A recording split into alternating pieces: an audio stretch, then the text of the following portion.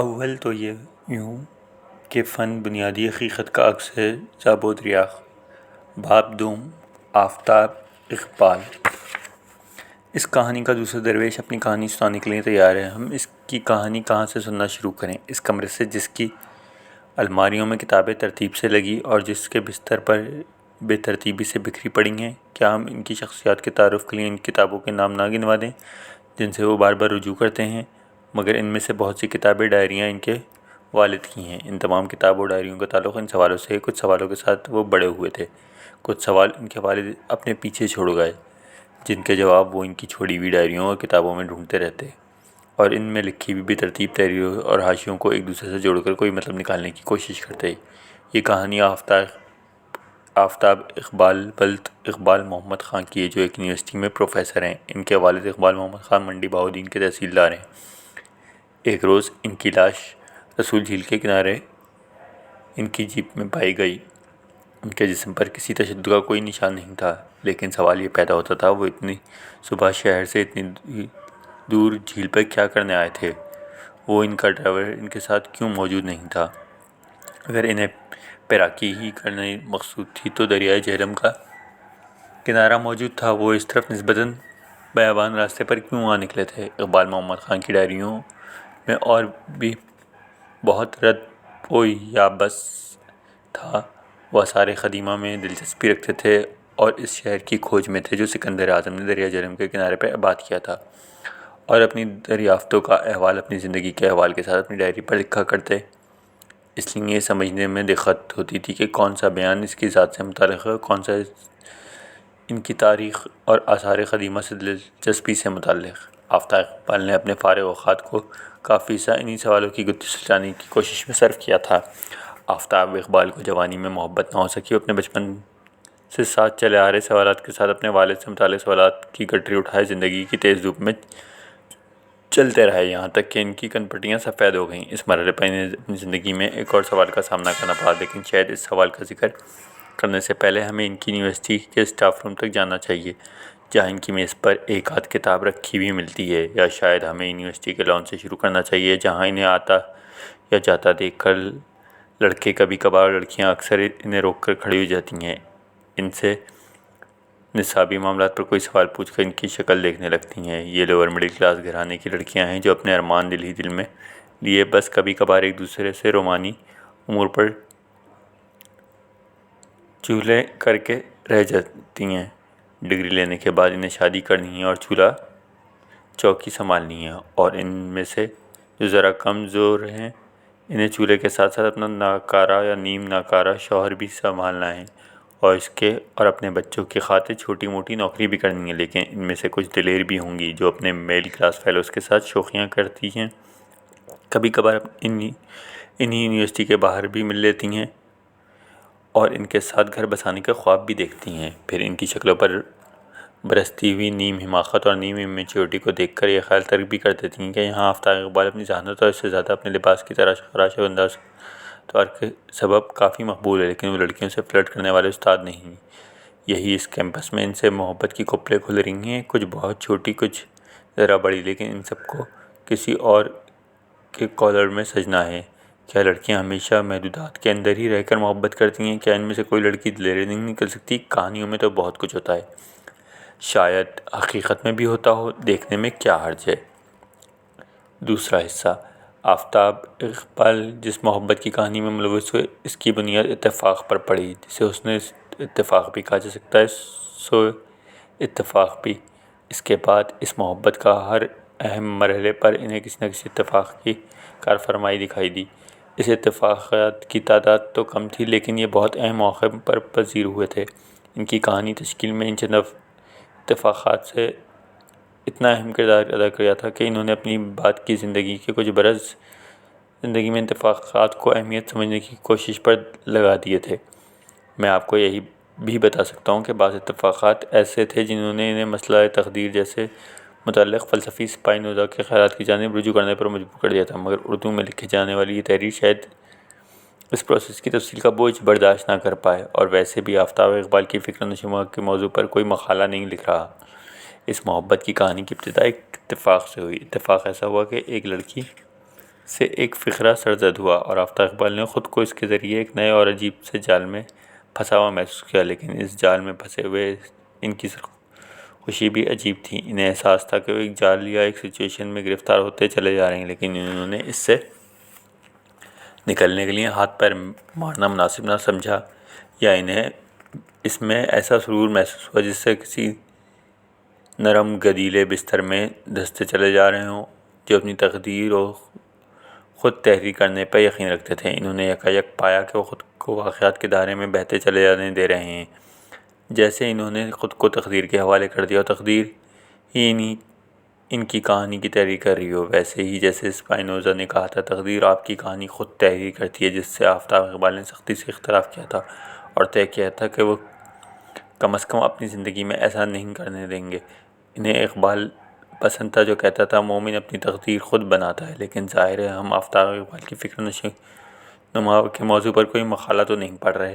ذکر ہو رہا تھا اس سے پہلے اتفاق کا، بلکہ مجھے تصحیح کرنے دیجیے، اس سے پہلے فقرے کا جس سے آفتاب اقبال کی محبت کی کہانی کا آغاز ہوا۔ اس فقرے کا مفہوم جاننے کے لیے اس پس منظر کو جاننا بھی اہم ہے جس میں فقرہ ادا کیا گیا۔ جہاں تک اس فقرے کے محل وقوع کا تعلق ہے، یہ اس کلاس روم میں ادا کیا گیا جس میں آفتاب اقبال کے لیکچر دینے گئے تھے، تو آئیے اسی کلاس روم میں چلتے ہیں۔ حصہ 3 ممیز۔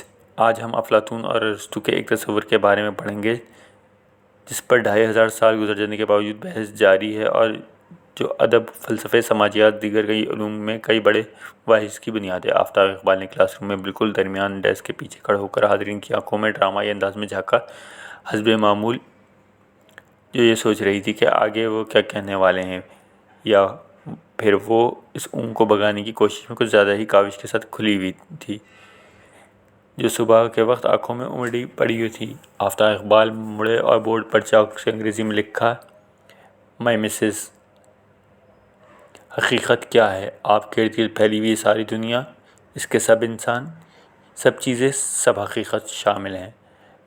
جو کچھ سوچتے ہیں اس حقیقت کے بارے میں سوچتے ہیں۔ یہ تو ہو گئی دیکھی ہوئی حقیقت، ایک حقیقت اور بھی ہے، اس دنیا سے ماورا کی حقیقت، نہ دیکھی ہوئی حقیقت، تحریر کوئی بھی ہو، ادبی، سماجی، سیاسی، فلسفی، سائنسی ہو۔ انہیں دو قسم کی حقیقتوں کے بارے میں ہوتی ہے، مذہبی تحریر بھی۔ کلاس میں برقع اوڑھے ایک لڑکی نے اچک کر سوال پوچھ لیا، فی الحال آپ ذرا یہ کانسیپٹ سمجھ لیں، اتنی جلدی نہ کریں، آپ کے تمام سوالوں کا جواب بعد میں دوں گا۔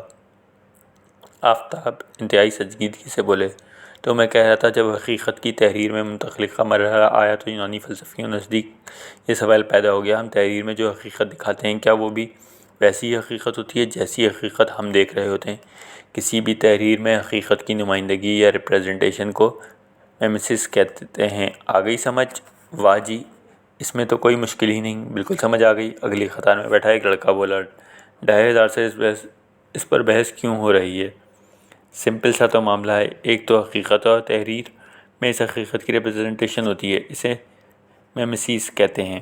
سمپل، ایک اور لڑکا بولا، ایک حقیقت نہیں، دو حقیقتیں، ایک نیچے والی حقیقت، دوسری اوپر والی حقیقت۔ برقعے والی لڑکی اپنے دائیں ہاتھ کی انگلی سے پہلے اوپر اور پھر نیچے اشارہ کرتے ہوئے شوخی سے بولی، لیکن مسئلہ تو یہاں سے شروع ہوتا ہے، حقیقت کو تخلیق پیش کرنے میں تو میمیسس کہتے ہیں، لیکن یہ حقیقت کی طرح پیش کی جائے، یہ ہے اصل سوال۔ آفتاب اقبال ایک بار پھر کلاس کی آنکھوں میں جھانکتے ہوئے بولے۔ برقعے والی لڑکی اب اپنی ٹھوری کے نیچے مکہ رکھے انہیں ایسے دیکھ رہی تھی کہ وہ بتا سکتے تھے کہ نقاب کے پیچھے ان ہونٹوں پر مسکراہٹ آ چکی ہے۔ افلاطون اپنے مکالمات میں سقراط کے الفاظ میں یہ کہا کہ ایک تو آئیڈیا ہوتا ہے خدا کا، اس کے بعد کوئی صنع، مثلاً بڑھئی، معمار، قالین، باف وغیرہ آتے ہیں جو اس آئیڈیا کی نقل کرنے پر تیار کرتے ہیں۔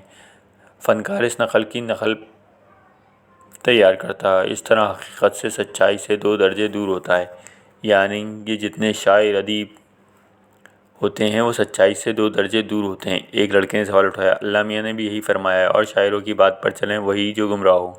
برقعے والی لڑکی اس بار بھی چپ نہ رہ سکی۔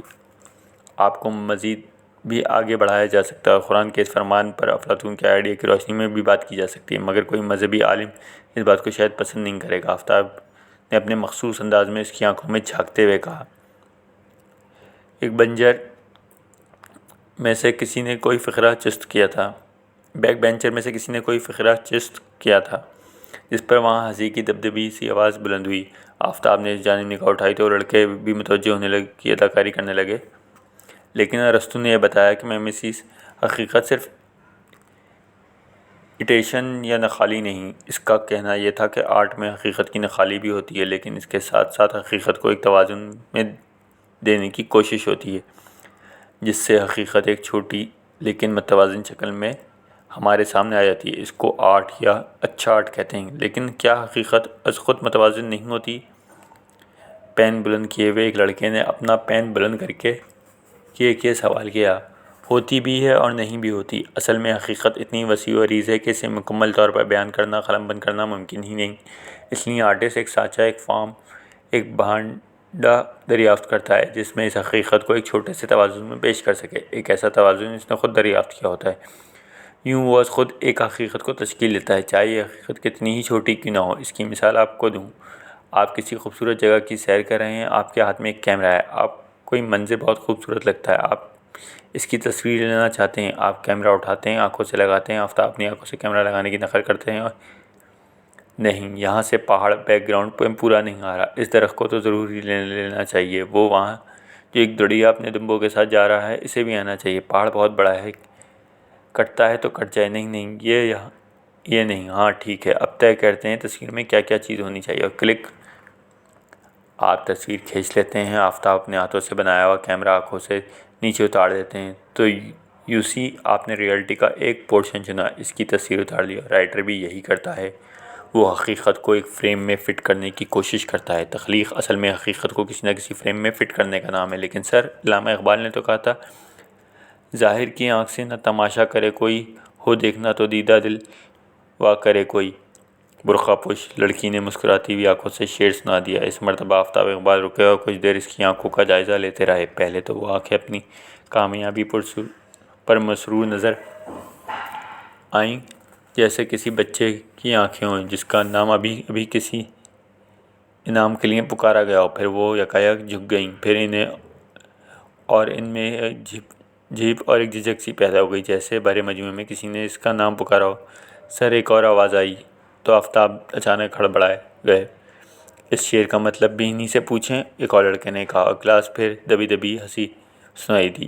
جی، انہوں نے بڑے موقع کا شعر سنایا۔ تخلیق کار واقعی اپنے اندر کے آئینے کی حقیقت کو ری شیپ کر رہا ہوتا ہے۔ اس آئینے کو ہی دل کا آئینہ کہا جاتا ہے۔ ہر آئینے پہ حقیقت ایک مختلف عکس ڈال رہی ہوتی ہے، لیکن ضروری نہیں تحریر میں اترنے والا عکس ویسا ہی مختلف ہو۔ مصنف پر دوسرے مصنفین کی کھینچی ہوئی تصویروں کا بھی تو اثر ہوتا ہے۔ پرانے مصنفین نے حقیقت کو جس ری آرگنائز اور ری شیپ کیا ہے، اس کا بھی تو اثر ہوتا ہے۔ آئیڈیا بھی ایک تخلیق ہے۔ اب انہوں نے وہ لڑکی کی طرف اشارہ کرتے ہوئے بولے، میرے لیکچر کو ایک شاعر کے شعر کے ذریعے سمجھنے کی کوشش کی۔ ایک آئیڈیا آپ کو سمجھا رہا تھا، دوسرا آئیڈیا اقبال نے پیش کیا۔ انہوں نے ان دونوں آئیڈیاز کو ملا دیا۔ انہوں نے ریالٹی کو دیکھنے کے دو طریقوں کو مدغم کر دیا۔ مصنف یہی تو کرتا ہے، ریالٹی کو دیکھنے کے بہت سے طریقے اس کے سامنے موجود ہوتے ہیں۔ اس ریالٹی کی تفہیم کے لیے مختلف سانچے، فارمز دوسروں نے بنا رکھی ہوتی ہیں۔ مصنف ان طریقوں اور سانچوں کو آپس میں گڈ مڈ کر کے ایک نیا طریقہ، ایک نیا سانچہ بنانے کی کوشش کرتا ہے۔ آفتاب نے ایک لمبی سانس کھینچی تو ایک اور لڑکے کو بات کرنے کا موقع مل گیا۔ لیکن سر، ہم تو فلسفہ پڑھ رہے ہیں، ہم لٹریچر تو نہیں پڑھ رہے۔ مصنف ریالٹی کو کیسے سمجھتا ہے، کیسے تحریر کرتا ہے، یہ تو لٹریچر کا مسئلہ ہے نا سر۔ اس نے سوال پوچھے کر برقعے والی لڑکی کی طرف دیکھا، جیسے اس سے داد کا طالب ہو، لیکن وہ سر کو ہی دیکھے جا رہی تھی۔ اب اندر ریالٹی کا شیپ اپ کرنا صرف مصنف کا ہی مسئلہ نہیں، میرا بھی ہے، آپ کا بھی ہے۔ ہر لمحہ ریالٹی کے مد مقابل ہیں، ہر لمحے ہمارے اپنے خیالات اور جذبات کی بھی وہ کیا کہتے ہیں تخلیق ہو رہی ہے۔ ہم ہر لمحہ اپنی ریالٹی کے انڈرسٹینڈنگ کی تخلیق کر رہے ہیں، پھر اس تخلیق پر مطمئن نہیں ہوتے اور اگلے ہی لمحے اس کی نئی تخلیق ہو رہی ہوتی ہے۔ تخلیق وہ کیا ہوتی ہے سر؟ بینک بینچر سے ایک لڑکے نے پوچھا۔ تخلیق مطلب منقلب کرنا، تبدیل کرنا، ری شیپنگ، ری ماڈلنگ، ری ڈیزائننگ، ری آرگنائزنگ۔ آفتاب ہر لفظ بتانے کے ساتھ اپنے دائیں ہاتھ کو ایسے چلاتے جیسے حوض میں پانی نکال رہے ہوں۔ لڑکے اور لڑکیاں چند لمحوں کے لیے مبہوت ہو کر ان کے ہاتھوں کی طرف دیکھتے ہیں۔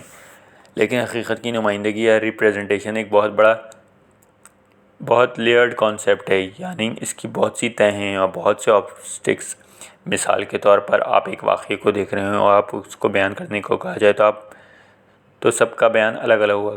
کسی کو کوئی چیز اہم لگے گی, کسی کو کوئی چیز. ریئلٹی کی نمائندگی ایک مسئلہ یہ بھی ہے, نمائندگی ریپریزنٹیشن کون کر رہا ہے, لیکن ریئلٹی تو ریئلٹی ہے, اسے جو بھی بیان کرے. ایک لڑکے نے سوال اٹھا دیا, نہیں ایسا نہیں. ایک قاتل کو جب پولیس پکڑتی ہے تو وہ عام طور پر قاتل انکار کر دیتا ہے, یعنی قتل اس نے کیا ہے, یہ ایک ریئلٹی ہے, مگر وہ اسے انکار کر رہا ہے. چاہ یہ رہا ہے کہ اس کے قاتل نہ ہونے کی کوئی ہی ریئلٹی تسلیم کر لیا جائے. یا پھر ایک اور مثال لیں, ایک آدمی کسی کو قتل کر دیتا ہے, یہ ایک ریئلٹی ہے. مقتول کا بھائی پولیس کا بیان دیتا ہے کہ قاتل نے اس کے بھائی کو بے گناہ مارا, یہ ریئلٹی کی ایک نمائندگی ہے. مگر قاتل کہتا ہے مقتول نے کچھ کیا تھا, مثلاً جیسے ہمارے یہاں عام طور پر واقعات ہوتے ہیں. وہ یہ الزام لگاتا ہے کہ مقتول نے اس کی بہن کو تنگ کیا تھا, یہ اس ریئلٹی کی ایک دوسری نمائندگی ہے. یا پھر آپ کوئی خود نوش سوانح عمری میں پڑھتے ہیں تو اس میں مصنف ریئلٹی کو اپنے نقطہ نظر سے بیان کیا ہوا ہوتا ہے. میرا خیال ہے کہ آدمی زندگی میں کئی ایسے کام کیے ہوتے ہیں جو وہ خود نہیں کرنا چاہتا, کبھی دنیا کے سامنے آئیں. اس لیے جب وہ سوانح عمری لکھتا ہے تو صرف ایک اتھرائٹ ریئلٹی ہوتی ہے. یہ ریئلٹی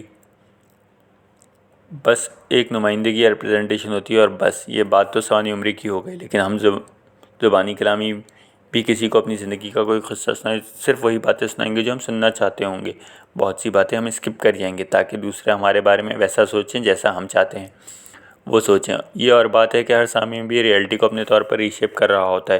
تو میرا مطلب ہے ہم سب کسی نہ کسی سطح پر مصنف کا ہی کام کر رہے ہوتے ہیں. ہم ریئلٹی ایڈٹ کرتے ہیں, اسے ری شیپ کرتے ہیں, اور یوں ایک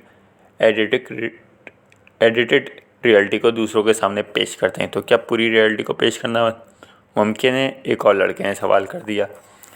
میرا خیال ہے کہ نہیں. ریئلٹی کو ہر نمائندگی کی ایڈیٹڈ ہی ہوتی ہے, کچھ نہ کچھ بیان سے باہر ہی رہ جاتا ہے. یعنی ایک سطح پر فیکٹ اور فکشن میں دونوں کچھ زیادہ فرق نہیں ہے, کیونکہ فیکٹ بیان کرنے والا بھی بہت کچھ ایڈٹ کر ہی دیتا ہے. سر یہ تو بہت انٹرسٹنگ بات بتائی آپ نے.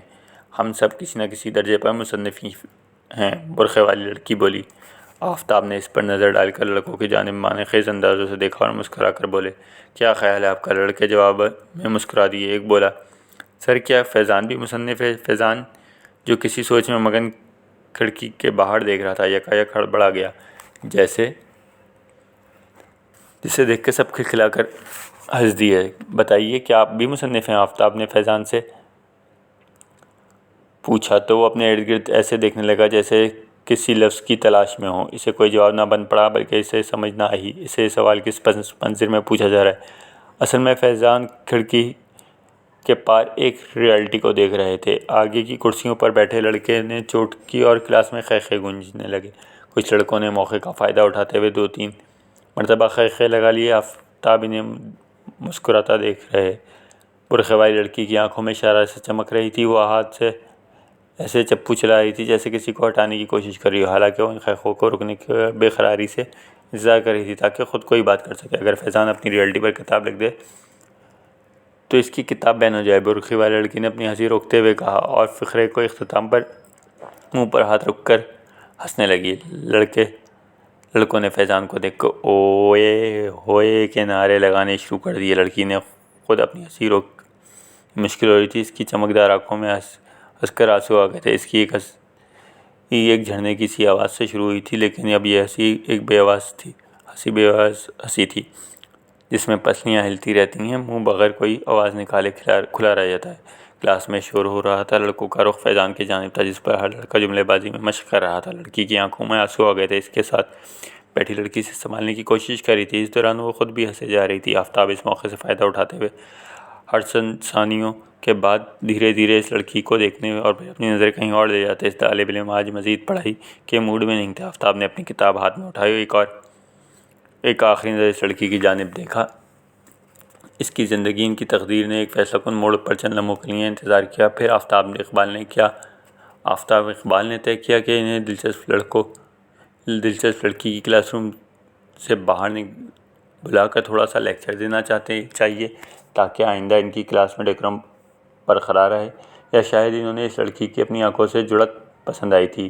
وہ مزید کچھ لمحے اس جڑت کا تجربہ کرنے کہ ایک بار کچھ طے کرنے یا نہ کرنا چاہ رہے تھے۔ باہر آئے، انہوں نے لڑکی کو باہر آنے کا اشارہ کیا۔ وہ اپنے حجاب پر وہاں رکھے جس کا منہ تھا باہر آئی جہاں اس کا منہ تھا باہر آئی۔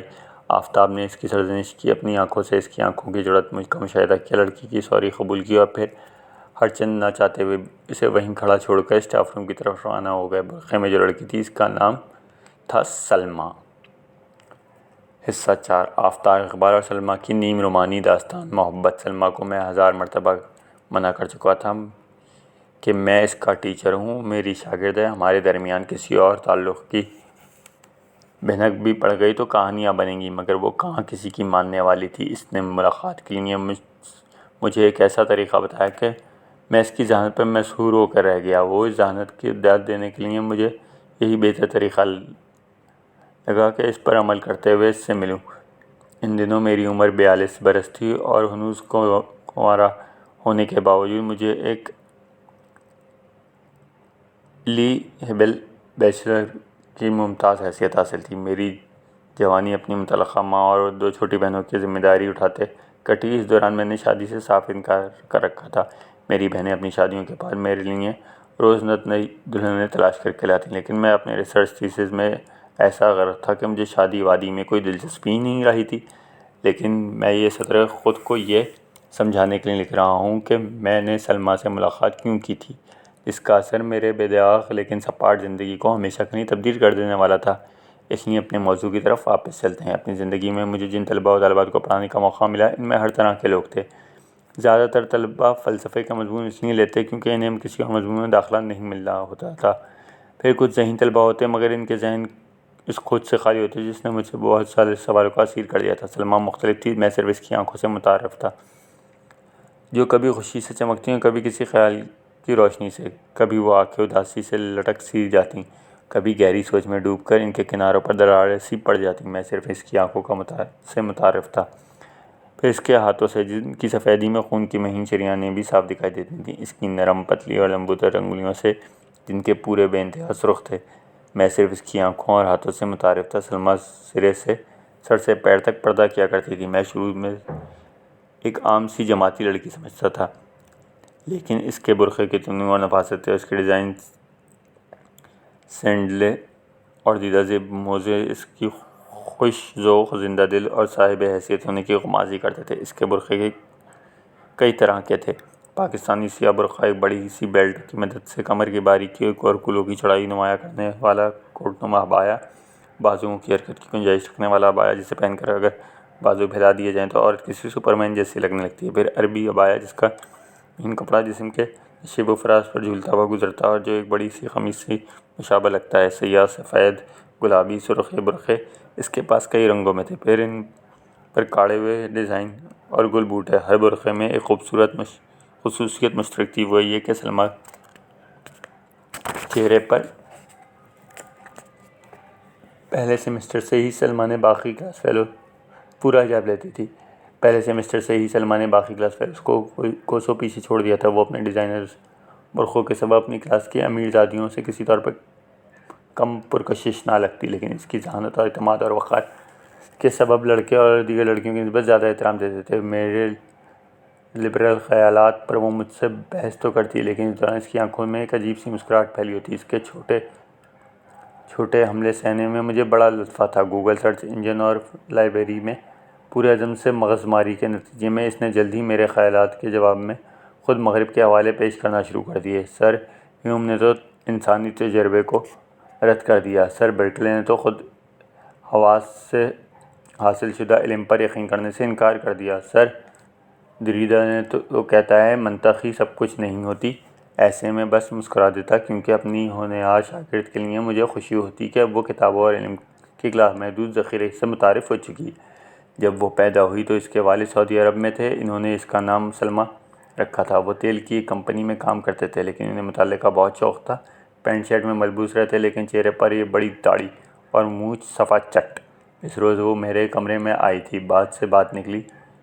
باتونی سلمیٰ نے مجھے بتایا کہ اس نے یونیورسٹی میں داخلے کے وقت طے کیا تھا کہ وہ برقع لیا کرے گی، بس اس کے بعد اسے برقعے کے بغیر یہاں آنا مناسب ہی نہیں لگا۔ اس نے بتایا کہ وہ اپنے رشتہ داروں سے ملاقات کے وقت برقع نہیں پہنتی۔ کاش ہم بھی آپ کے رشتہ دار ہوتے، میں نے پہلی مرتبہ اس کے ساتھ شوخی کی۔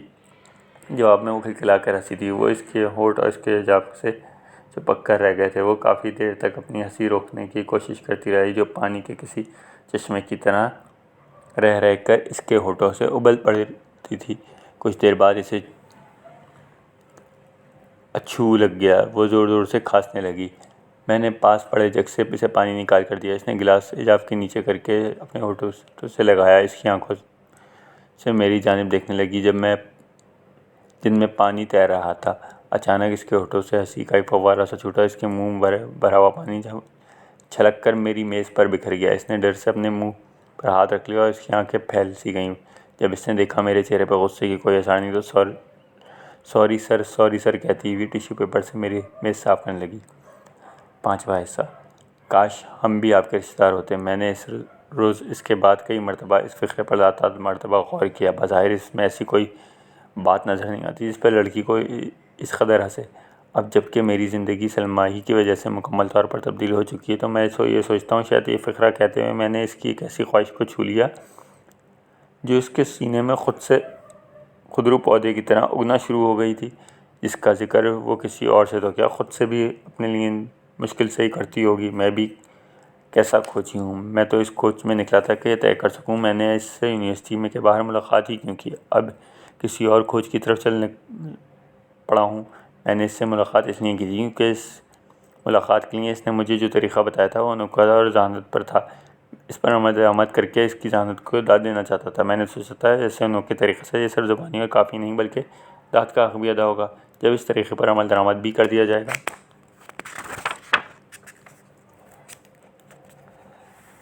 6واں حصہ۔ راوی کا بیان۔ اس سے پہلے آفتاب اقبال ڈیٹ مارنے کے لیے سلمیٰ کے بتائے ہوئے انوکھے طریقے کی بابت میں کچھ اظہار خیال کرے بہتر ہوگا کہ ہم دونوں کے پس منظر سے کچھ واقفیت حاصل کر لیں۔ میں جانتا ہوں آپ آفتاب اقبال کے بارے میں مجھ سے کچھ حیرت انگیز انکشافات سننا چاہتے ہیں، لیکن آفتاب اقبال کے بارے میں میرے پاس بتانے کے لیے کوئی بڑی سی رنگین کہانی نہیں۔ ان کا شمار ایسے لوگوں میں ہوتا ہے جو خواتین سے بھی ذہنی کشتیاں کرنا ہی پسند کرتے ہیں۔ ان کی سچائی اور دیانتداری کی تو میں بھی قسم کھانے کو تیار ہوں۔ جس فکری کھوج میں وہ لڑکپن میں مبتلا ہو گئے تھے اس نے جوانی کے تمام عرصے ان کا پیچھا نہ چھوڑا، لیکن ظاہر ہے جب ان پر جوانی آئی تھی تو انہوں نے اسے آزمانے کے لیے اپنے جسم پر وہ تجربات بھی کیے تھے جن کے بارے میں ان کے اس وقت کے دوست انہیں بتاتے تھے، لیکن یہ قصہ بہت پرانا ہو چکا۔ آفتاب اقبال اپنی جس عمر کی کہانی سنائی ہے اس میں تو ان کی جنسی فعالیت کی حد بس یہ رہ گئی تھی کہ وہ کسی صبح اپنے نائٹ سوٹ پر لگے ہوئے نشانات سے یہ اندازہ لگاتے تھے کہ بدستور جوان ہیں، لیکن سلمیٰ کے بارے میں انہوں نے آپ کو جو کچھ بتایا وہ معاملہ کچھ ایسا سادہ بھی نہیں۔ برقعے میں ملبوس سلمیٰ انہیں بہت چیلنجنگ لگتی تھی۔ ذہنی معمے حل کرتے رہنے والا ذہن برقعے کے معمے کو کہاں آسانی سے چھوڑ سکتا؟ سو انہیں خوب معلوم تھا کہ وہ اچھے خط کاٹ اور سرخ و سفید رنگت کی مالک ہے۔ وہ اس کے حسن کے بارے میں کسی بھی حد تک خوش گمانی کی جا سکتی ہے۔ اس کے جسم کے ساتھ چپکا ہوا برقع کوئی پیراکی کا لباس لگتا۔ حقائق اور اس کے پس پردہ اصل حقائق کی جستجو کرنے والے ذہن سے توقع کی جا سکتی تھی کہ وہ ایک چست برقعے کے پیچھے کے حقائق کو جاننے کا آرزومند ہوتا۔ ان کی والدہ امتاء الکریم برقع اوڑھتی تھیں۔ جانے نفسیات کے ماہرین اس امر کی تفتیش میں کہاں کے خلابے ملائیں، لیکن بات تو حقیقت ہے کہ پردے کے نظریاتی طور پر مخالف ہونے کے باوجود پردے کی جانب کھینچے بھی تھے۔ سلمیٰ سے متعلق ان کو اپنی تحریر اہم ہے، لیکن اس تحریر میں اصل حقیقت کیا ہے ایک گوشہ سامنے آنے سے رہ گیا تھا، اس لیے میں نے مناسب سمجھا وہ بھی آپ کے سامنے آ جائے۔ 7واں حصہ۔ طلباء اور خاص طور پر لڑکیوں کے لیے آفتاب اقبال کی شخصیت بہت پرکشش تھی۔ فلسفے کے غائب و دماغ پروفیسروں سے متعلق جو لطیفے مشہور تھے ان میں سے کچھ ان پر بھی سایہ دکھاتے تھے۔ وہ کھوئے ہوئے بھی رہتے تھے، لیکن اس کے ساتھ ساتھ وہ اپنے لباس اور ذاتی صفائی ستھرائی کا بہت خیال رکھتے تھے۔ نکلتے ہوئے خط پر استری شدہ پینٹ شرٹ اور مختلف رنگوں کے کوٹ نہایت نفیس ٹائیاں انہیں دوسرے پروفیسر سے ممتاز کرتی تھیں، اور پھر وہ کنوارے بھی تو تھے۔ ایک شاندار ایلیجبل بیچلر ان کا پڑھانے اور سمجھانے کا انداز بھی بہت خوب تھا۔ وہ فلسفے کے مسئلے کو اپنے طلباء کے سامنے ایسے پیش کرتے کہ وہ انہیں خود اپنا ہی مسئلہ محسوس ہوتا۔ پہلے وہ ان سے پوچھتے اس مسئلے کا کیا حل ہے، پھر سب کی رائے کے بعد یہ بتاتے کون فلسفی اس مسئلے کے بارے میں کس رائے کا اظہار کر رکھا ہے۔ کوئی ذہین طالب علم اگر کسی فلسفیانہ مسئلے کا عمدہ عمل ڈھونڈتا تو اسے داد دیتے ہوئے کہتے یہ حل تو فلاں فلسفی نے نکالا تھا۔ سلمیٰ کو یاد تھا اقبال کے فلسفے کے بارے میں سینکڑوں مضامین اور درجنوں کتابوں میں مغز ماری کرنے کے بعد بھی وہ کنفیوز تھی اقبال کا فلسفہ تھا کیا، لیکن آفتاب اقبال نے ایک دن اسے بالکل پانی کر دیا تھا۔ اس روز کلاس میں آئے وہ بلیک بورڈ پر جیومیٹری کی ایک شکل بنا دی جس میں گول دائرہ اور دو لکیریں تھیں۔ اس شکل میں ایک مرکزی دائرہ تھا، ایک ثانوی دائرہ، ایک دائرہ ایسا جس نے یہ دونوں دائرے اپنے اندر سموئے ہوئے تھے۔ انہوں نے بتایا کہ سب سے اندر کا دائرہ اقبال کا تصور حقیقت ہے، یعنی یہ کائنات کس نے بنائی اور اس کی حقیقت کیا ہے۔ دوسرا دائرہ ان کا تصور خودی ہے۔ ان کے باقی تصورات لکیروں کی صورت میں بالآخر اسی تصویر میں خودی سے جا ملتے ہیں، اور یہ تصویر خودی ان کے تصورات حقیقت کی جانب مرکوز ہے۔ اس کے بعد انہوں نے اقبال کے تصور حقیقت اور تصور خودی کو بھی تھوڑی وضاحت کر دی۔ سلمیٰ اور باقی سارے طلباء اس پر بہت مسرور اور مطمئن تھے۔ انہیں مطمئن دیکھ کر آفتاب اقبال نے کہا ضروری نہیں کہ اس ماڈل پر میں خود بھی یقین رکھوں، اور کلاس حیران و پریشان چھوڑ کر چلے گئے۔ 8واں حصہ۔ میں اس کی آنکھوں میں اپنے لیے پسندیدگی کی چمک دیکھ چکا تھا، لیکن میرا یہ خیال تھا کہ بس یہیں تک رہے گا اور دوسری لڑکیوں کی طرح ایک روز امتحانات سے فارغ ہو کر زندگی کے جھمیلوں میں گم ہو جائے گی، لیکن ایسا نہیں تھا۔ چھٹیوں پر جانے سے پہلے اس نے مجھ سے میرا موبائل نمبر مانگا۔ میں نے اپنے اصول توڑتے ہوئے اسے نمبر دے دیا۔ گھر جا کر عجیب سی بے قراری رہی۔ مجھے یہ جان کر خود پر غصہ آیا۔ اس کا فون کا انتظار کر رہا تھا میں۔ اس روز اس کا فون نہیں آیا، نہ اگلے روز، نہ اس کے اگلے روز۔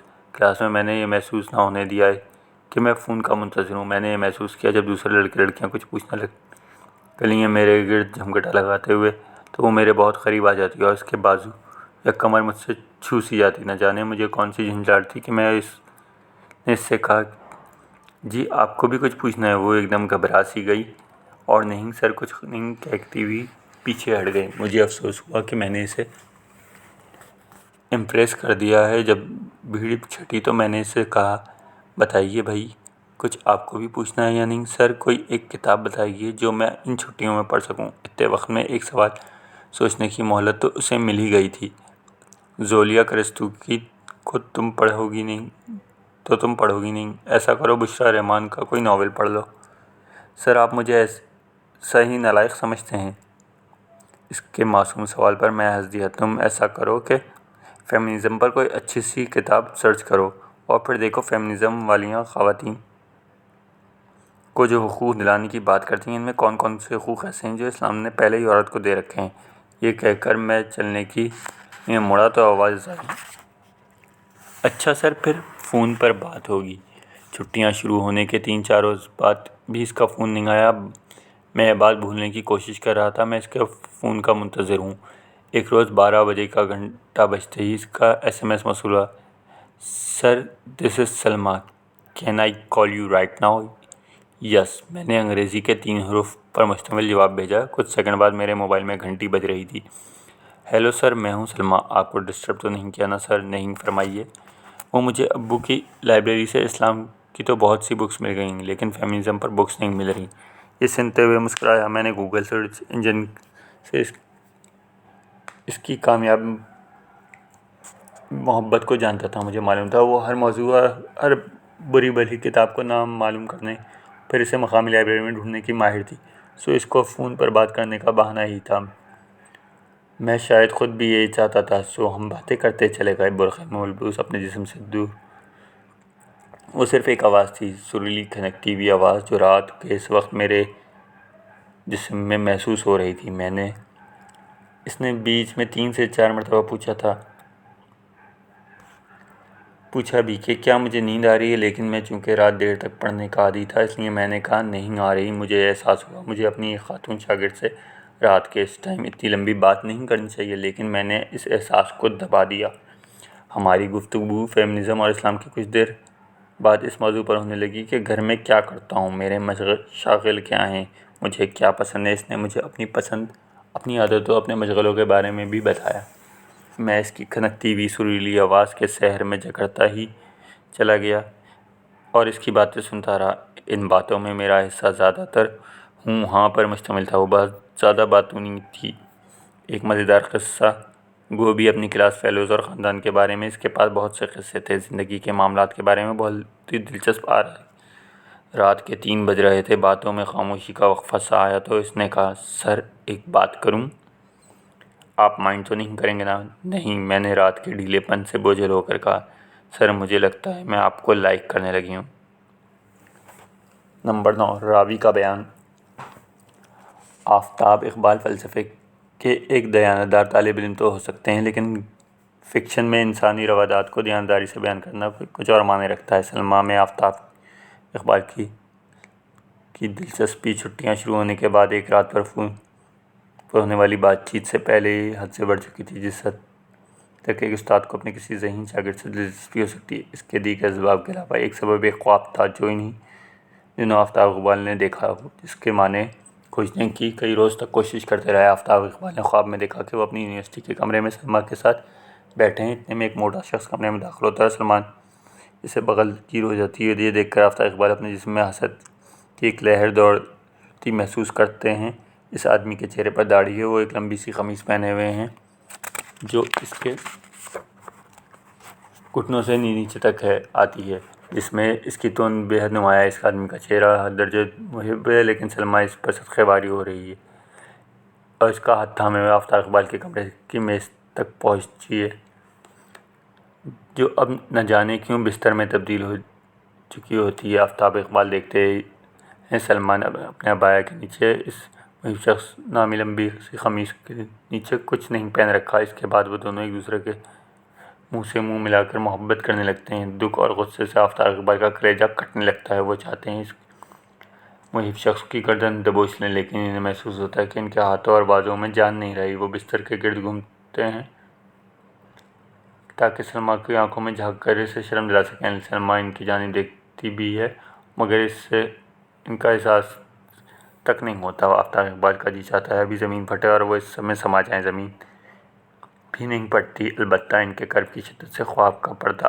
شق ہو جاتا ہے۔ وہ خود کو اپنے بستر میں ایسے جگہ پاتے ہیں کہ ان کی سانسیں دھنکی کی طرح چل رہی ہوتی ہیں۔ اس خواب پر غور و خوض کرتے ہوئے آفتاب اقبال نے وہ نکتے پر خاص طور پر بہت غور کیا۔ ایک، انہیں سلما کے کسی غیر سے ملنے پر اس قدر حسد کیوں محسوس ہوئی؟ دوسرا یہ کہ انہیں خیال کیسے آیا کہ سلما جیسی نفیس لڑکی محب چہرے اور بھاری توند والے ایک شخص سے مخلوط ہو سکتی ہے؟ کیا سلما کے والد صاحب اس کی شادی کسی توند دل مولوی سے کرنے کی تیاری کر رہے ہیں؟ آفتاب اقبال کے ذہن میں خیال آیا، لیکن یہ سوال اپنی ہونہار شاگرد سے کرنے کے متعلق کی منطق تلاش نہ کر سکے۔ آفتاب اقبال کی نمبر 10واں حصہ۔ آفتاب اقبال کی والدہ امطر کریم اس عمر کے قاعدے کی پابند تھیں کہ جب بھی گھر سے باہر قدم نکالتیں تو برقع اوڑھ کر جاتیں۔ اس کے شوہر اقبال محمد خان نے بہت کوشش کر دیکھی، لیکن انہوں نے برقع ترک نہیں کیا۔ وہ خود اقبال محمد خان کی دور پار کی کزن تھیں، ان سے پردہ نہیں کرتی تھیں۔ اقبال محمد خان اس کے حسن سے ہی تو متاثر ہوئے تھے۔ نائب تحصیلداری امتحان پاس کرنے کے بعد بڑے اعتماد کے ساتھ ان کے یہاں رشتہ بھجوایا۔ انہوں کے گھر والوں کی یہ شرط عجیب تھی کہ نکاح ہمارا مولوی پڑھے گا، لیکن یہ وہ فرقہ بندی سے ایسے بلند تھے کہ کسی کرسچن خاتون کے ساتھ چرچ میں شادی بھی تیار ہو جاتے۔ سو انہوں نے کوئی خبات نہ سمجھی، لیکن شادی کے بعد انہیں امت کریم حد سے زیادہ مذہبی لگیں۔ ان کے دوستوں کے یہاں بے پردہ جانے سے تو امت کریم صاف انکار کرتی۔ آفتاب اقبال کی اولین یادوں میں ایک یاد تھی جب وہ اپنی برقع پوش والدہ کی انگلی تھامے ہوئے خواتین کی قطار میں کھڑے ہیں۔ ارد گرد کے لوگ نعرے لگا رہے ہیں، سب لوگ بہت خوش ہیں۔ رنگ رنگ کر چلتی ہوئی قطار میں ان کی والدہ بہت دیر بعد ایک ڈبے کے قریب پہنچتی ہیں اور آفتاب اقبال کاغذ کا ایک ٹکڑا اپنی والدہ کے ہاتھ سے لے کر اس ڈبے کے سوراخ میں ڈالتے ہیں۔ 1970 کا واقعہ تھا جب پاکستان میں پہلے عام انتخابات ہوئے تھے۔ ان کے والد اور والدہ دونوں پیپلز پارٹی کو ووٹ دیا تھا۔ اقبال محمد خان کو ڈائری سے معلوم ہوتا تھا کہ لاہور میں اپنی جوانی کے ایام میں وہ لیفٹ کی جانب میلان رکھتے تھے۔ بعد میں انہوں نے جو پیشہ منتخب کیا ان کا زیادہ تر تعلق جاگیرداروں سے ہی رہا۔ انہوں نے جاگیرداروں کو دوست بھی بنایا، لیکن جوانی کے زمانے کے رومانٹسزم کی وجہ سے وہ بھونڈ بھٹو کو پسند کرنے لگے تھے، جبکہ آفتاب کی والدہ جماعت اسلامی کی جانب سے شوکت اسلام جلوس کے بعد سے پیپلز پارٹی کی طرف مائل ہو گئی تھیں اور سمجھتی تھیں کہ ان کی برادری کو تحفظ ایک نیشنلسٹ بھٹو ہی کر سکتا ہے۔ آفتاب اقبال کو وہ دن اس لیے بھی یاد تھا کیونکہ بعد میں ان کی والدہ نے پھر کبھی کسی کو ووٹ نہیں ڈالا تھا۔ 11واں حصہ۔ سلمیٰ نے جب اس رات 3 بجے کے قریب مجھ سے کہا، سر مجھے لگتا ہے کہ میں آپ کو لائک کرنے لگی ہوں، تو مجھے اپنے دل میں مسرت کی ایک لہر سی پھوٹتی محسوس ہوئی تھی، لیکن میں نے مصنوعی غصے کا اظہار کرتے ہوئے اسے ایسی سرزنش کی تھی اور کہا تھا رات بہت ہو چکی ہے، اب فون بند کر کے سو جاؤ۔ اگلے روز صبح اٹھا تو موبائل پر SMS موجود تھا: sir I am very sorry, I hope you don't mind, but I beg your pardon for anything which you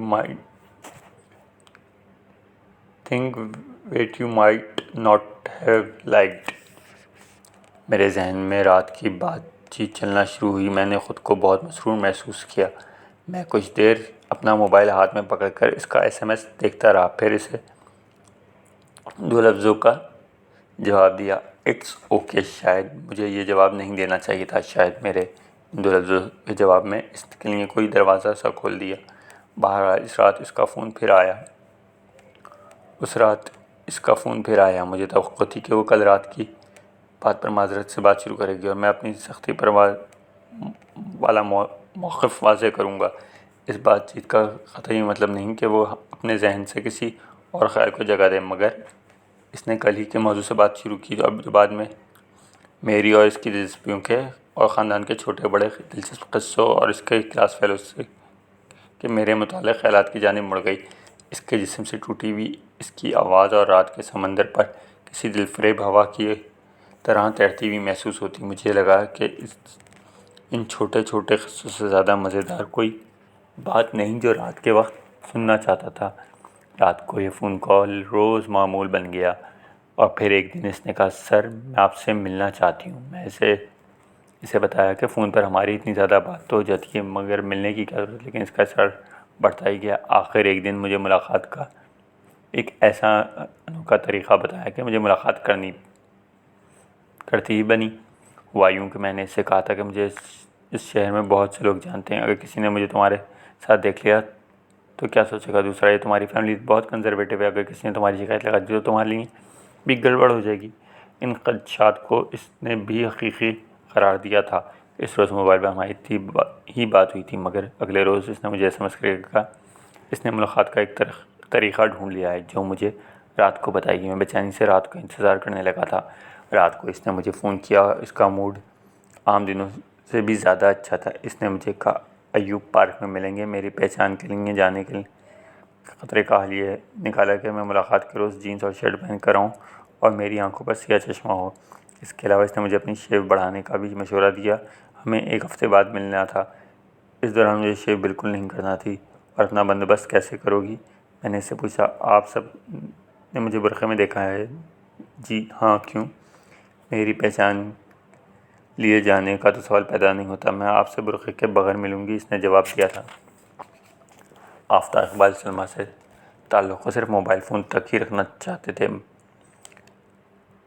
بالمشافہ ملاقات سے وہ 2 وجوہات سے اعتراض کر رہے تھے، ایک تو بدنامی کا ڈر اور دوسرا یہ کہ وہ سمجھتے تھے کہ سلمیٰ سے دوبدو ملاقات کرنے سے کوئی بات باقاعدہ طور پر طے کیے بغیر ایک ایسی بات طے ہو جائے گی جس سے وہ طے نہیں کرنا چاہتے تھے۔ سلمیٰ ان میں اپنی دلچسپی کا اظہار کر چکی تھی اور انہیں لگتا تھا کہ ملاقات کی صورت میں طے ہو جائے گا کہ وہ ان کی گرل فرینڈ ہے۔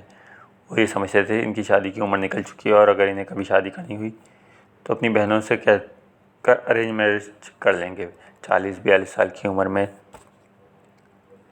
23-24 سال کی لڑکی کے ساتھ ڈیٹنگ کرنا انہیں اخلاقی طور پر کچھ اچھا محسوس نہیں ہو رہا تھا، لیکن دوسری طرف سلمیٰ کا حسن ایک پوشیدہ لیکن پرومسنگ قسم کی دعوت کی صورت میں ان کے سامنے تھا۔ برقعے میں اس کی آنکھیں بہت خوبصورت لگتی تھیں، لیکن سلمیٰ سے ملتے سے اعتراض کرنے کے سبب نمایاں وجہ ان کا وہ راز تھا جس سے انہوں نے یونیورسٹی میں محفوظ رکھنے کی بھرپور کوشش کی تھی۔ اگر وہ راز کسی کو معلوم ہو جاتا تو وہ خود اس کی تردید کرتے ہوئے پاتے اور وہ یہ حقیقت بھی تھی کہ مسلمانوں کی کسی بھی فقہ پر عمل درآمد چھوڑ چکے تھے۔ وہ جانتے تھے کہ سلمہ کو بھی جیسے ہی اس راز کا علم ہوگا وہ انہیں کسی اور نظر سے دیکھنے لگے گی۔ انہیں معلوم تھا کہ کسی نہ کسی مرحلے پر انہیں سلمہ کو اس بات میں بتانا ہوگا کہ انہوں نے طے کر رکھا ہے کہ وہ اس بات کو پوشیدہ نہیں رکھیں گے، مگر ان کا خیال ہے کہ ابھی وہ مرحلہ نہیں آیا تھا وہ اس بارے میں بات کی جاتی۔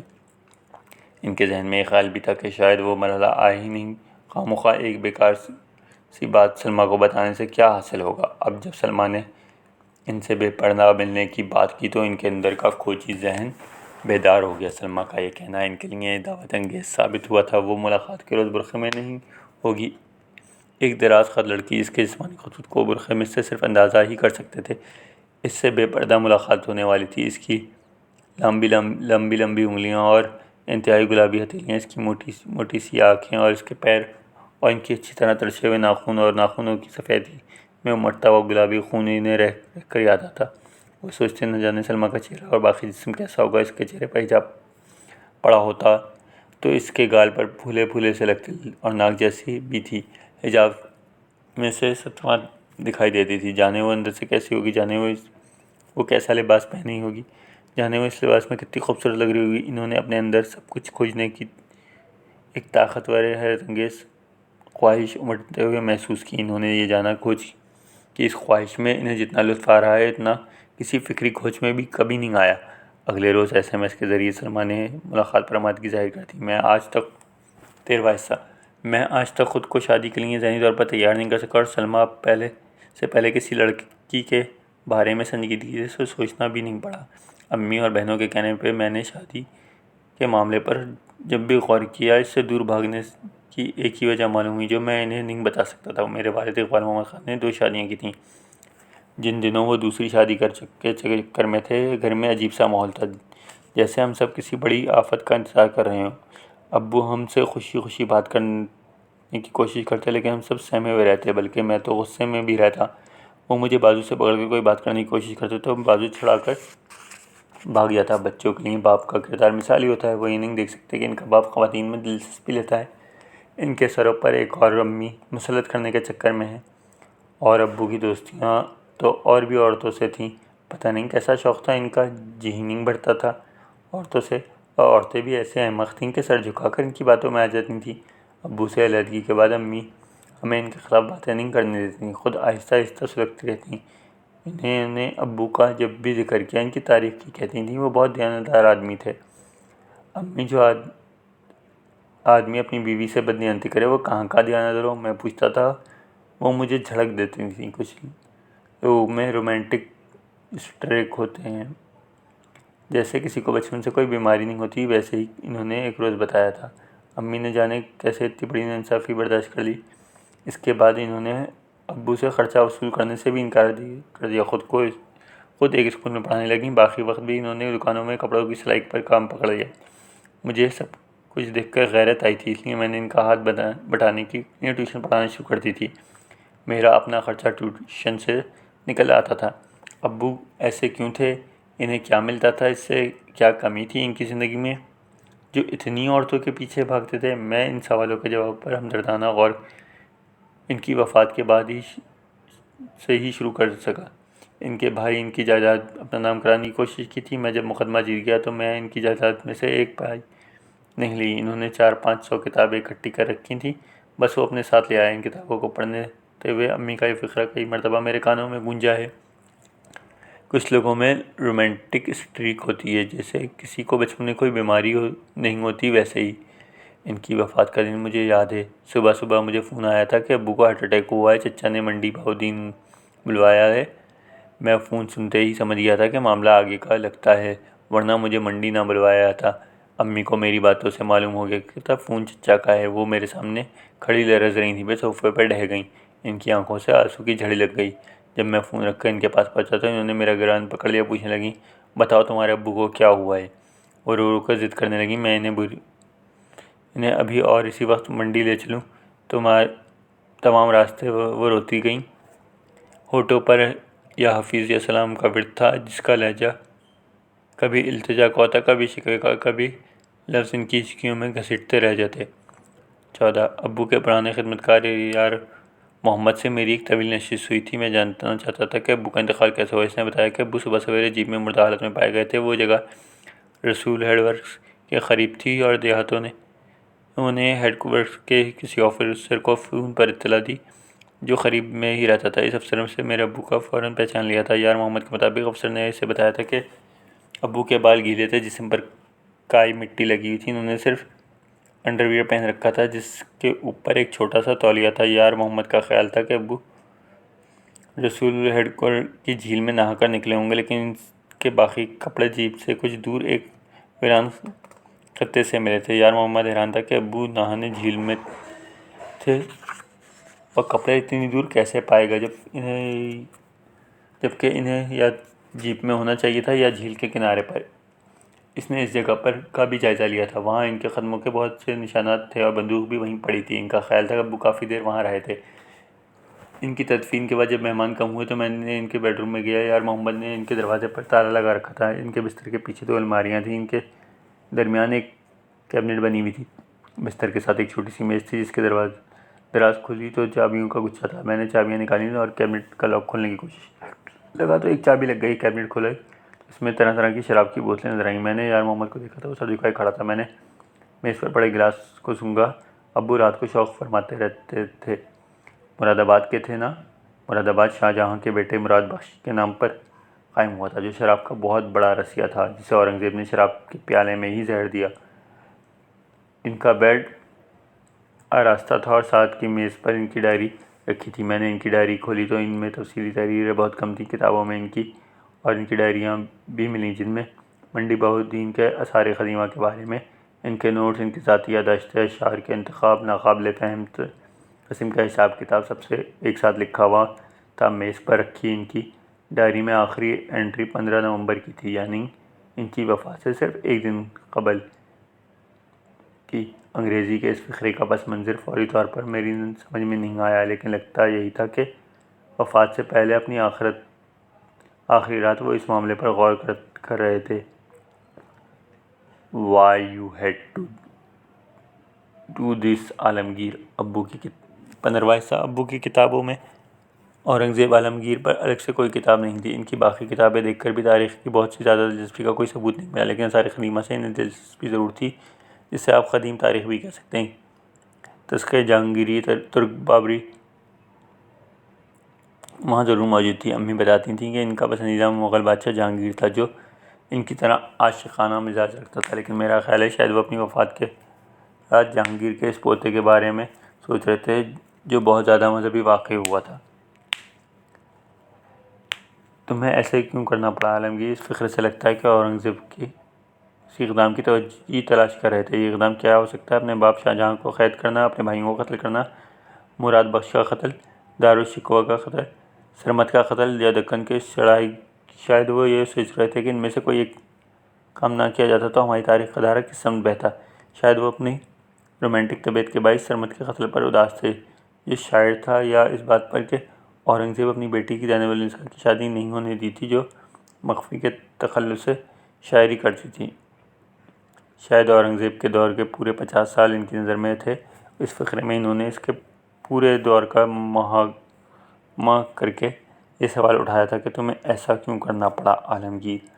16 ابو کی ڈائریوں سے معلوم ہوا کہ وہ مونگ اور اس کے قریب کے جوار کے دیہات میں یہاں کے لوگوں، خاص طور پر عورتوں کے بارے میں تحقیقات کر رہے تھے۔ ان کا خیال تھا کہ یہ لوگ ان کی سے کچھ نہ کچھ یونانیوں کی اولاد ہیں۔ ان کے ٹھہرے ہوئے نقوش انہیں اپنے دعوے کا ثبوت لگتے تھے۔ وقت کے ساتھ ساتھ ان کا رنگ گندمی ہوتا گیا تھا، لیکن ان کے جسمانی ساخت اور چہرے نقوش میں انہیں یونانیت دکھائی دیتی تھی۔ ابو کی ڈائری سے معلوم ہوتا ہے کہ وہ منڈی بہاؤالدین کے قریب جوار میں نکایا کا وہ شہر ڈھونڈنے کی کوشش کر رہے تھے جو سکندر اعظم نے راجہ پورس پر فتح کے بعد دریا جہلم کے کنارے آباد کیا تھا۔ نکایا کے علاوہ دوسرا شہر اس نے اپنے محبوب گھوڑے فیلس یا بوسی فالیا کے نام پر آباد کیا تھا۔ ابو نے ہنگری کے ایک ماہر آثار قدیمہ کے سر مارک بولڈسٹائن کے حوالے سے درج کیا تھا وہ شہر فالیا ہے جو اب منڈی بہاؤالدین کی ایک تحصیل ہے۔ ایک اور جگہ ابو نے لکھا تھا قصبہ نیلا اصل میں ہیلن کے نام پر آباد کیا گیا تھا، جو یونان میں ایک عام نام تھا اور شاید سکندر کی ایک ملکہ بھی اس نام کی تھی۔ ابو کی ڈائری میں یونانی تاریخ دانوں آریان، جسٹن، ایڈورڈز ان کی کتابوں سے اقتباسات بھی موجود تھے جو ان کتب خانوں میں موجود تھیں۔ ایک جگہ پر انہوں نے لکھا تھا، دریا جہلم کے کنارے مونگ کا قصبہ نکایا تو ہو سکتا ہے، لیکن اس کے نیچے انگریزی میں ایک اور فقرہ لکھا ہے جس کی مجھے سمجھ نہیں آئی۔ I believe her ancestors were Naisians۔ میرا خیال ہے وہ کوئی مقامی عورت ہو سکتی تھی۔ ابو کا ایک وفادار ملازم یارگندل تھا، اس سے اس کے بارے میں پوچھا جا سکتا تھا، مگر میں نے یہ مناسب نہیں سمجھا۔ ایسا بھی ممکن تھا کہ وہ یارگندل کی کوئی قریبی رشتہ دار نکلتی اور میرے کسی سوال پر یارو کو ابو پر ایسا کوئی شک ہو جاتا کہ ابو اس کی کسی رشتہ دار خاتون میں دلچسپی رکھتے تھے۔ وہ خاتون اگر اس کی بہت قریبی رشتہ دار نکلتی تو مسئلہ بھی پیدا ہو سکتا تھا۔ ان دیہاتی لوگوں کا پتہ نہیں ہوتا کس بات پر غصے میں آ جائیں اور مرنے مارنے پر تلا لائیں۔ ابو کی جانب سے نکایا کی تلاش کی طرح ان کی ڈائری اس کے ہر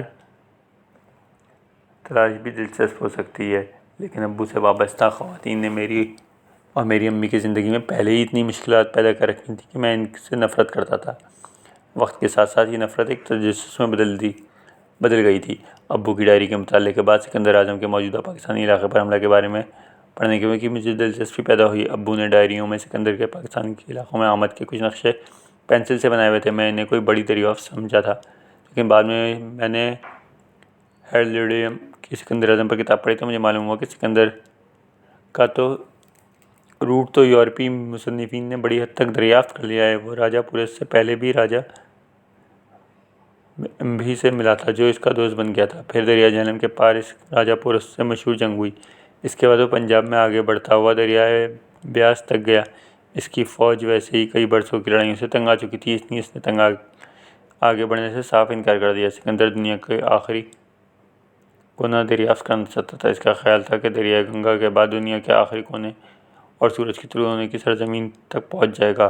فوجیوں کی بے صبری کے بعد وہ دریا کے بیاس سے آگے تو نہ گیا، لیکن جو کہتے ہیں نا کہ من حرام زادہ تو حجتوں کے ڈھیر سو، اس کے مصداق وہ جس راستے پر سے آیا تھا اس راستے سے واپس نہ گیا، بلکہ اس نے دریا سندھ کے ساتھ چلنا شروع کر دیا۔ اس کے زمانے میں ارسطو تک کا خیال یہ تھا کہ دریا نیل دریا سندھ سے نکلتا ہے۔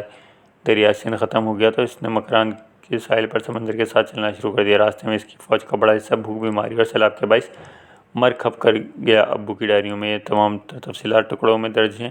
وہ اگر یورپی مصنفین کے انکشافات میں اضافہ کرنا چاہتے تو انہیں تاریخ کے بجائے آرکیالوجی میں دلچسپی لینا چاہیے تھی، تاہم اس سلسلے میں وہ زیادہ آگے نہ بڑھ سکے۔ انہوں نے ایک جگہ لکھا ضرور کہ مونگ قصبے کی کھدائی کرنی چاہیے، مگر اس سست سمت کوئی پیش رفت نہ کر سکے۔ باقی دنیا کے ہٹے ہوئے بعض ایسے لوگوں کے بارے میں پتہ چلا جنہوں نے ارسطو اور دیگر یونانیوں کی دریافت کو لباتیں کئی صدیاں گزرنے کے بعد اپنے طور پر دریافت کی۔ ابو بھی اپنے اس خط میں ایسے ہی ایک آدمی لگے جسے شاید غلط فہمی ہو کہ وہ اس اہم دریافت کے قریب ہے۔ عورتوں سے انہیں خاص دلچسپی تھی۔ انہیں اپنی ڈائریوں میں ان کے پورے نام نہیں لکھے تھے، اس لیے انہیں دریافت کرنا کافی ناممکن قسم کا کام تھا، اور شاید بیکار بھی۔ کچھ نام ہندی میں بھی تھے۔ میں حیران تھا کہ ان ناموں کی عورتوں نے انہیں منڈی، بہاؤالدین اور پنجاب کے دیگر دیہی علاقوں میں کہاں سے ملی ہوں گی، مگر بعد میں معلوم ہوا کہ وہ نام انہوں نے خود ان عورتوں کو دیے تھے۔ انہیں وہ مخصوص نام دینے کا باعث ہندوؤں کی پرانی کتب کوک شاستر تھی، جس میں انہوں نے عورتوں کے مختلف قسموں کے نام پڑھے تھے۔ انہوں نے عورتوں کے جسمانی خصوصیات کے لحاظ سے کسی کو پدمنی، کسی کو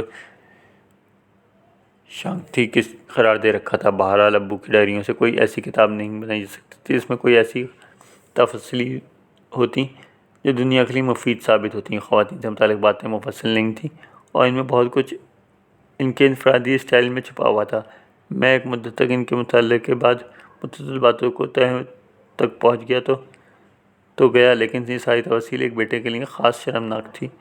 7 ایوب پارک 17 حصہ ایوب پارک پہنچ کر آفتاب ہر لڑکی کو دیکھ کر سوچنے لگا یہ سلمیٰ تو نہیں۔ انہیں پارک میں اکیلے گھومنا عجیب لگ رہا تھا۔ وہ بار بار اپنی بڑی شیف پر ہاتھ پھیرتے جیسے انہیں یہ تنگ کر رہی ہو اور شک کو کہیں اپنی جگہ سے ادھر ادھر نہ ہو گئی ہو۔ سیاہ سن گلاسز انہوں نے لگا تو لیے تھے، لیکن انہیں بار بار اتار دینے دیتے تھے، پھر سوچ کر ناک پر دھر لیتے کوئی پہچان ہی نہ لے۔ اچانک انہیں قریب ایک باریک نسوانی آواز سنی دی، ہائے! وہ گھبرا کر پلٹے، گلاسز اتار کر دیکھا تو وہ وہی تھی، ہرے رنگ کی قمیص پہنے ہوئے جس پہ گہرے رنگ کے پھول بنے کڑے ہوئے اس نے سر پر دوپٹہ اوڑھ رکھا تھا جس پر چادر کی کمی پوری کرنے کی کوشش کی جا رہی تھی۔ ایک کونی میں اس نے پرس لٹکا رکھا تھا اور ہاتھوں میں ایک شاپنگ بیگ تھا جس میں اس کا سیاہ برقع پڑا تھا۔ اس نے یہ برقع پارک کے واش روم میں اتار کر شاپنگ بیگ میں رکھ لیا تھا۔ وہ کچھ دیر اسے دیکھتے رہے اور پھر تیزی سے چلنے لگے جیسے پارک میں کوئی چھپنے کی جگہ ڈھونڈ رہے ہوں۔ سر آپ پہچان تو گئے نا مجھے آسانی سے؟ ہاں ایسی بھی کیا بات ہے، لیکن یہ حقیقت ہے اگر وہ خود ہائے نہ کرتی تو وہ اسے پہچان نہ پاتے۔ کچھ دیر بعد وہ ایک بینچ پر ایک دوسرے سے 2 فٹ کے فاصلے پر بیٹھ گیا۔ آفتاب اپنے دل میں ہوئی خواہش امٹتی محسوس کی کہ وہ سلمیٰ کے سامنے بیٹھ جائیں تاکہ وہ اسے اچھی طرح دیکھ کر سکیں، مگر انہیں اپنے وقار کا بھی خیال تھا۔ انہوں نے سوچا جب سلمیٰ ان سے بات کرے گی تو وہ اسے اچھی طرح دیکھنے کی کوشش کر لیں گے۔ کچھ دیر دونوں خاموش رہے، پھر سلمیٰ بولی، کل فون آپ کافی پریشان لگ رہے تھے۔ ہاں مجھے پکا یقین تھا کہ پرویز مشرف القاعدہ والوں کو پاکستان میں پناہ دے رہا ہے۔ اللہ کرے یہ بات غلط ہو، لیکن اگر صحیح ہوئی تو امریکہ القاعدہ والوں کو تلاش پاکستان میں بھی داخل ہو سکتا ہے۔ آپ تو خود خواہ مخواہ پریشان ہوتے ہیں، کچھ نہیں ہوگا ایسا، اور امریکہ آ بھی گیا تو کیا ہوگا؟ ہم نے چوڑیاں تو نہیں پہن رکھی۔ آفتاب کی نظریں سلمیٰ کی باہوں پر گئیں۔ ہائیں کے بائیں کونی پر قمیص کے بازو کے آگے اس نے ہرے رنگ کا ایک بریسلیٹ پہن رکھا تھا۔ جی آپ نے تو نہیں پہن رکھی، کم از کم نہیں وہ ہاف سلیوز کے ساتھ پہنتی ہوں۔ آفتاب مسکرا کر بولے، پھر مسئلہ تو رہے گا نا، افغانستان نے کیا کر لیا امریکہ کے مقابلے میں؟ بھائی یہ ٹیکنالوجی کا زمانہ ہے، ٹیکنالوجی صرف مومن ہے، بیتیغ بھی لڑتا ہے، سپاہی سے کام بھی نہیں بنے گا۔ تو پھر کیسے بنے گا کام؟ سلمیٰ دل نوازی سے اپنی دائیں ہاتھ کی مٹھی کو بائیں ہتھیلی پر مارتے ہوئے بولی۔ اس نے یہ الفاظ ایسے لہجے میں ادا کیے تھے جیسے ان کا مطلب کچھ اور بھی بنتا ہو۔ آفتاب یہ سوچ کر حیا سے مسکرا دیا، نہیں سلمیٰ نہیں۔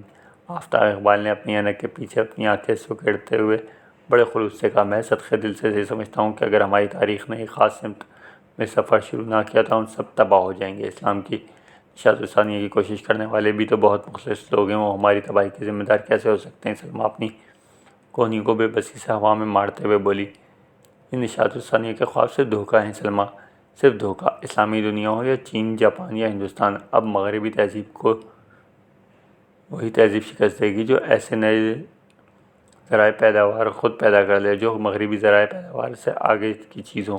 دوسروں کے سائنس اور ٹیکنالوجی میں اور فکر و خیال کی دنیا میں بھی وہ لوگ ایسے نئے آئیڈیاز لے کر آئیں جو مغربی فکر سے آگے ہوں۔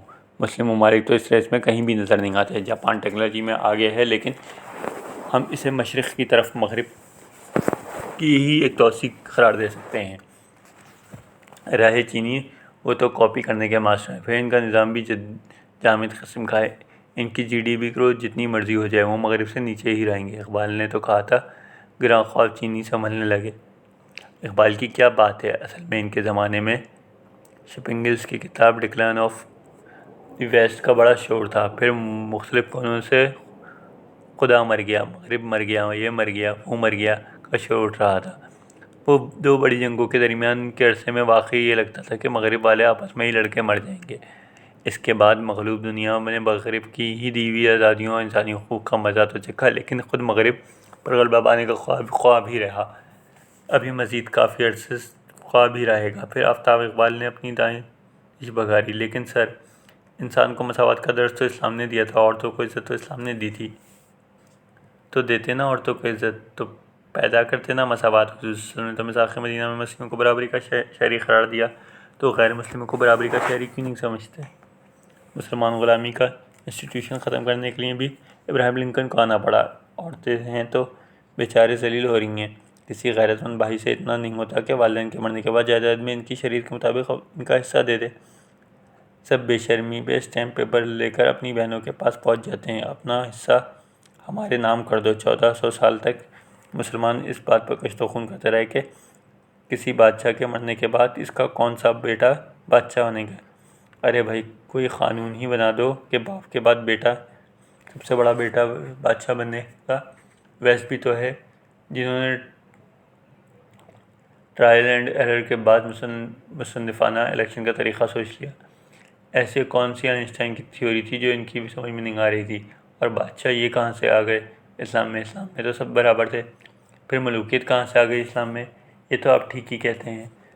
سر مودودی صاحب بھی یہی کہتے ہیں کہ سلمیٰ جو ان کی تقریر کے دوران اپنی مٹھی پر تھوڑی سے ٹکائے مسلسل ان کے چہرے کی جانب دیکھ کر مسکرا رہی تھی۔ کچھ قائل ہوتے اور کچھ ناقائل ہوتے ہوئے بولی، ہاں ہاں، آفتاب اقبال نے خیخے لگایا، تو ہم خیال نکلے، آپ تو خواہ مجھے لبرل اور یہ وہ کہا کرتی تھیں۔ آفتاب اقبال نے سلمیٰ کو چھیڑتے ہوئے کہا، میری بھی یہی خواہش تھی کہ آپ میرے ہم خیال ہوں۔ سلمیٰ نے کہا، انسان خواہش کرے تو دنیا کے کسی بھی شخص کو اپنا ہم خیال تصور کر سکتا ہے۔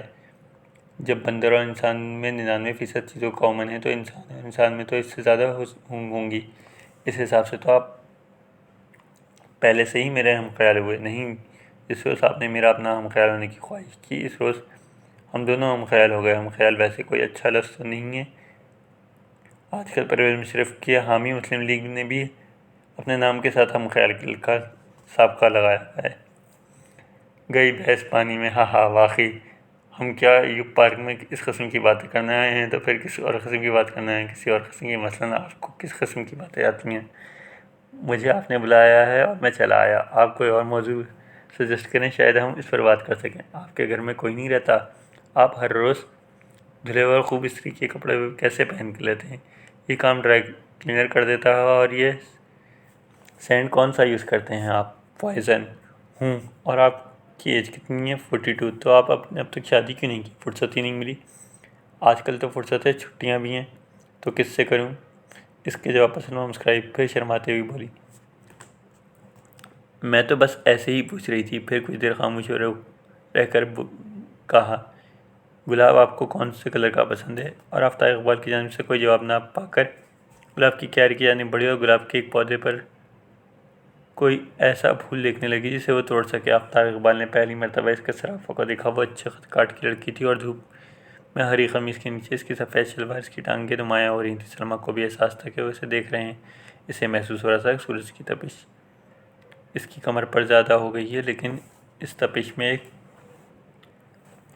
موہ بھی تھا۔ کچھ دیر بھی آفتاب اٹھے اور چلتے ہوئے اس کے قریب پہنچ گئے۔ سلمیٰ گلاب کا ایک پھول توڑ چکی تھی۔ اس نے پھول کو ٹہنی پر سے پکڑنے کے بجائے اپنی ہتھیلی پر رکھا اور وہ ہتھیلی آفتاب صاحب کے ہاتھ پر رکھ دی۔ آفتاب اس کی آنکھوں میں دیکھ رہے تھے۔ سلمیٰ کی ان سے نظریں چار ہوئیں۔ ان کی ہتھیلی اس کے ہاتھ کی طرف سے ٹکرا گئی۔ سلمیٰ کے بدن میں ایک برقی لہر سی دوڑ گئی اور گلاب اس کے ہاتھ سے نکل کر کیاری میں جا گرا۔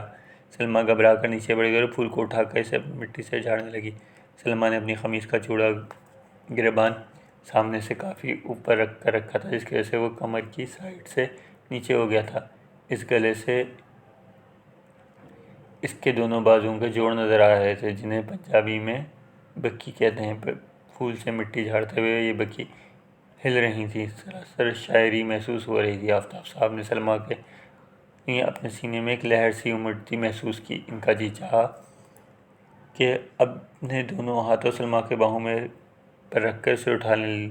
ان کی ہچکچاہٹ میں وہ وقت گزر گیا جب وہ اسے اٹھانے میں مدد دے سکتے۔ سلمیٰ خود ہی اٹھی اور ان سے اپنی گردن میں پیچھے گرم گرم سانسوں کا لمس محسوس کیا۔ اس کا جی چاہا کہ وہ ان کے سینے کے ساتھ تک جائے، لیکن وہ مڑی اور اپنی ساری ہمت جمع کر کے ان کے روبرو کھڑی ہو گئی۔ یہ گلاب کا پھول میری طرف سے آپ کے لیے ہے، ہماری دوستی کی نشانی۔ سلمیٰ کے لہجے میں کچھ کھڑدراہٹ سی پیدا ہو گئی، جسے صاف کرنے کے لیے اس نے 2-3 مرتبہ گلا بھی کھنکارا، مگر یہ کھرکھراہٹ موجود رہی۔ لگتا تھا کہ اسے زکام ہونے لگا ہے۔ اس کا گلا رند ہو رہا تھا۔ آفتاب اقبال کا جی چاہا کہ وہ اس پھول کو سلمیٰ کے بالوں میں لگا دے، لیکن وہ ہچکچاتے ہوئے کچھ سمجھ نہ پایا۔ ابھی انہیں کیا کرنا چاہیے؟ Oh thank you, it's very nice of you. اس کے بعد انہوں نے چلنے کے لیے سلمیٰ کو ہاتھ سے اشارہ کیا، جیسے وہ اس کے سامنے راستہ کشادہ کر رہے ہوں۔ دونوں خاموش تھے اور ارد گرد کیاریوں کے پھولوں کو دیکھ رہے تھے۔ اس دوران 1-2 مرتبہ ان کا ہاتھ اور کندھے ایک دوسرے سے ٹکرائے، لیکن انہوں نے ایسے پوز کیا جیسے انہیں خبر ہی نہ ہوئی، جیسے وہ کوئی معمول کی بات ہو۔ آفتاب صاحب ادھر ادھر دیکھ رہے تھے کہ لوگ تو انہیں نہیں دیکھ رہے۔ شاید ان کا وہم تھا یا وہ خود کو بہت امپریسڈ محسوس کر رہے تھے۔ سلمیٰ ان کی غربت کو اپنی تمام تر حساسیات میں اتار لینا چاہتی تھی۔ ایک بینچ نظر آیا تو وہ بولی، آئیے سر اس پر بیٹھتے ہیں۔ سلمیٰ نے بینچ کی ٹھنڈک پر اپنی پیٹھ پر محسوس کی تو یکایک بارگی لرزی گئی۔ آپ کو ہاتھ دیکھنا آتا ہے؟ یہ کہتے ہوئے اس نے اپنا ہاتھ آفتاب صاحب کی جانب بڑھا دیا۔ انہوں نے ادھر ادھر دیکھا۔ پارک میں کچھ لوگ جاگنگ کر رہے تھے جبکہ وہ 3 جوڑے دور بیٹھے باتیں کر رہے تھے۔ انہوں نے سلمیٰ کا ہاتھ اپنے بائیں ہاتھ میں لے لیا، ایسی احتیاط سے جیسے کوئی طبی اوزار اٹھا رہے ہوں۔ نہیں کچھ خاص نہیں، مجھے آتا ہے۔ دیکھیے یہ لکیر دیکھی آپ نے، اس کا مطلب ہے یہ میری لو میرج ہوگی۔ اچھا تو بہت اچھی بات ہے۔ اور آپ دکھائیے نا اپنا ہاتھ۔ یہ کہتے ہوئے اس نے ان کا ہاتھ اپنے ہاتھ میں لے لیا۔ اس کی ہتھیلی کی پشت کے نیچے اس کی ہتھیلی بہت گرم محسوس ہو رہی تھی۔ آپ کی بھی لو میرج ہوگی، لیکن میری یہ لکیر تو تمہاری لکیر سے ڈفرینٹ ہے۔ نہیں، مردوں میں ڈفرینٹ ہی ہوتی ہے۔ اور کیا کیا ہوگا میرے ساتھ؟ آپ کی فنگرز بہت پیاری ہیں، بلکہ سارا ہاتھ ہی کافی گردش ہے۔ آپ کا ہاتھ مطلب نرم ہے، کافی عورتوں کی طرح، لیکن میرے ہاتھ کی لکیریں تو عورتوں سے ڈفرینٹ ہیں۔ سلمیٰ مسکرا دی۔ ہاں وہ تو ہے، آپ کی ہارٹ لائن بھی اچھی ہے، آپ دل کے بہت اچھے ہیں۔ وہ ان کے ہاتھ کے درمیانی لکیر پر انگلی پھیرتے ہوئے بولی، یہ دیکھیں میرا ہاتھ، ذرا ہارٹ لائن تو دیکھیں۔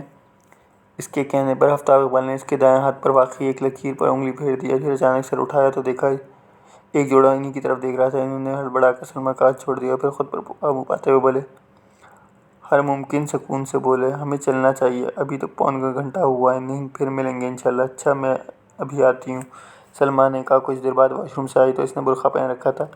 اس کے بعد دونوں ٹہلتے ہوئے پارک سے باہر نکلے۔ آفتاب کو لگا اب کچھ لوگ واضح طور پر ان دونوں کو دیکھ رہے ہیں۔ سلمیٰ ایک الگ رکشے پر بیٹھی گھر سے تھوڑی سی دور اتر کر ایک اور رکشے پر گھر پہنچی۔ آفتاب اقبال وہاں سے نکلے تو انہیں کچھ سمجھ نہ آیا اب کہاں جائیں۔